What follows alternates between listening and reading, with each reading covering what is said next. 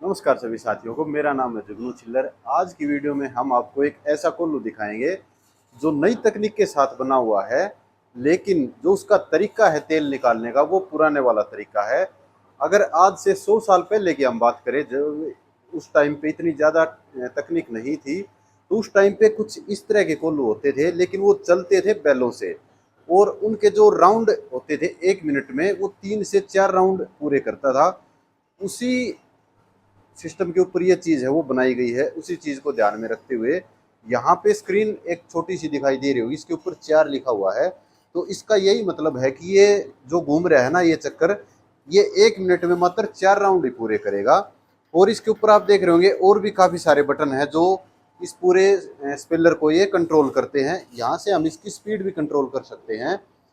यहाँ पे फिलहाल में पीली सरसों का तेल निकाला जा रहा है, और सरसों भी वो है जिसके अंदर मॉइस्चर है, वो बस नाम मात्र ही है, उसके अंदर नमी की कोई भी मात्रा नहीं है। तो इसलिए कम से कम इसके आरपीएम रखे गए हैं। अलग अलग तिलनों के साथ इसकी जो स्पीड है वो कम या ज़्यादा करनी पड़ती है, इसलिए इसके ऊपर स्पीड को कंट्रोल करने वाला भी सिस्टम दे रखा है।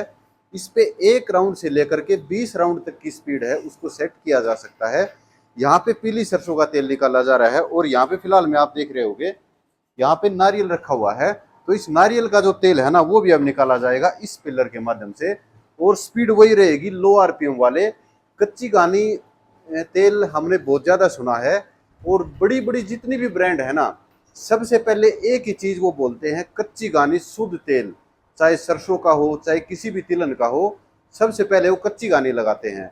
लेकिन वो कच्ची घानी का तेल नहीं होता है। कच्ची घानी का तेल तो ये है, वो तो बड़े बड़े स्पिलरों के अंदर निकाला जाता है। अब उस तेल में और इस तेल में क्या फ़र्क है, उसमें काफ़ी सारे अंतर हैं। एक तो हमें ना तो उनका ये पता कि कौन सी सरसों उसके अंदर है, किस किस्म की वो रखी गई है, सरसों के अंदर तेल की मात्रा कैसी थी कैसी नहीं थी, साथ में कितने केमिकल उसमें डाले गए हैं। और दूसरा सबसे मेन फ़र्क है स्पीड का। एक तो दबाव के साथ में तेल निकाला जाए, दबाव पत्थर को भी पीस देता है।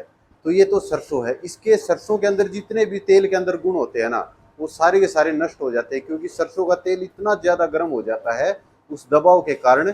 और जो एक कोल्लू लगा हुआ है ना, बादरगढ़ में लगा हुआ है, और भाई साहब इस कोल्लू को रन करते हैं, तो इनसे सारी की सारी जानकारी लेते हैं कि इसी तेल को ही क्यों इस्तेमाल करना चाहिए, क्या कुछ खासियत है इनके तेल की, किस तरह से क्या सिस्टम है, वो सारा का सारा भाई साहब से जानते हैं। नमस्कार जी। नमस्कार जी। जो भी दर्शक साथी देख रहे हैं ना, एक छोटा सा अपना परिचय दे। लोकेशन है ये कहाँ पे है, और दूसरा कब से आपने काम स्टार्ट किया था?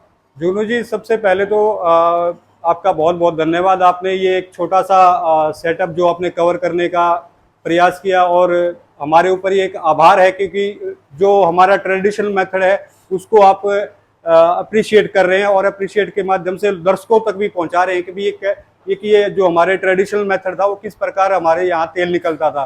तो सबसे पहले ये बताता हूँ कि मैं लगभग 4 साल से ये काम कर रहा हूँ, और 4 साल से ही मैंने यही स्पीड और यही कोल्लू रखे हुए हैं, इसी से मैं काम कर रहा हूँ। और आई बात ये कि भी हमारे पास ये कोल्लू है और जो मार्केट में कोल्लू है उनमें डिफरेंस क्या है। अब सबसे बड़ा डिफरेंस ये है कि भी जो मार्केट में आप एक्सपेलर देखते हैं वो एक्सपेलर लोहे से बने होते हैं, और वो हाई टेम्परेचर पे जाके ऑयल सीड का ऑयल निकालते थे, कोई भी सीड हुआ। अब दूसरा ये है कि भी आप ये हमारे वाले देखेंगे, ये बिल्कुल लकड़ी से बने हुए, ये जो ड्रम है इसका ये भी जो है लकड़ी का है, ये मूसल है जिससे पिसाई होती है ये भी लकड़ी का है। और सबसे अच्छी बात इस मशीन की ये है कि भी इसके जो राउंड हैं वही राउंड हैं जो हमारे बैल के होते थे। यानी कि जब एक तेल पिसाई होता था, पिराई होता था, तो बैल की 3 से 4 राउंड पर मिनट पे वो चक्कर अपना पूरा कंप्लीट करते थे 4।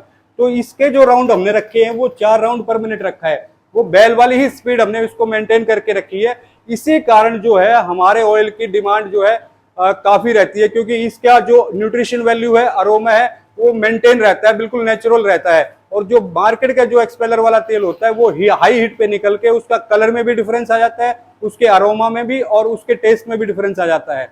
और दूसरा मैं यहाँ पे एक छोटी सी बात ऐड करना चाहूंगा, जो लोग एक्सपेलर का तेल खाते हैं और लकड़ी घानी का तेल खाते हैं, जो एक बार लकड़ी घानी का तेल खा लेगा वो अपने आप ही डिफरेंशिएट कर पाएगा कि भी लकड़ी के कोल्लू में और एक्सपेलर वाले तेल में क्या डिफरेंस है।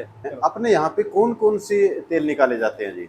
जुगनू जी, हमारे पास इसी मशीन से, जैसे आपने 3 देख रहे हैं, सबके लिए अलग अलग है। जैसे हमने 2 रखे हुए हैं मेन सरसों के लिए, और ये जो हमने मशीन रखी हुई है, ये जितने भी हमारे मीठे तेल हो गए, जैसे हमारा मूंगफली का तेल हो गया, नारियल का तेल हो गया, बादाम का तेल हो गया और तिल का तेल हो गया, ये इसी मशीन से निकालते हैं। क्योंकि अगर हम सरसों वाले में दूसरे सीड चलाएंगे तो उसमें सरसों का अरोमा भी आएगा, इसलिए हमने इसको डिफ्रेंशिएट किया हुआ है, साइड में किया हुआ है। तो हमारे जो तेल हैं, लगभग आप हमारे पास सारे ही तेल अवेलेबल हैं। काली सरसों का तेल, पीली सरसों का तेल, मूंगफली का, बादाम का, अलसी का, कलौंजी का, और आपका तिल का तेल है, नारियल का तेल हो गया।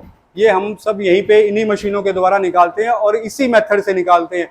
इसके अलावा हमारे पास कोई अन्य मशीन नहीं है निकालने के लिए। यहाँ से कोई तेल खरीदना चाहे जी, जी। तो उसका तरीका क्या है, थोड़ा वो बताओ। अगर कोई दिल्ली एनसीआर में या हरियाणा में नियर बाय रहता है बहादुर के, तो मेरी एक आपसे हाथ जोड़ के विनम्र निवेदन है कि भी एक बार आके देखिए जो मेथड है, किस मेथड से ऑयल निकाला जा रहा है, और यहाँ पे आके लेंगे तो आपको पता चलेगा कि भी क्या मेथड यूज हो रहा है और कैसे ऑयल बन रहे हैं।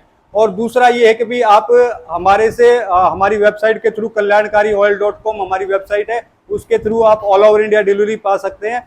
और वो भी एक विश्वास करके चलिए कि भी जो ऑयल मिलेगा, जैसे चल रहा है उसी हिसाब से आपको बनता हुआ आपके घरों तक पहुंचाया जाता है।